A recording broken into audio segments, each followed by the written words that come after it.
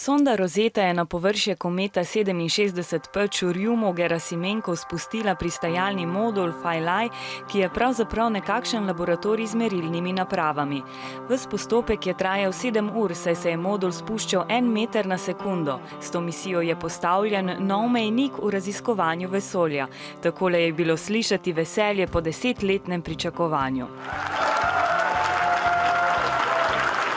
Komet Churyumov-Gerasimenko je 4 km dolga gmota ledu in kamnin. Laboratorij bo preučeval, iz česa je ta komet, ki je tako star kot naše Osončje.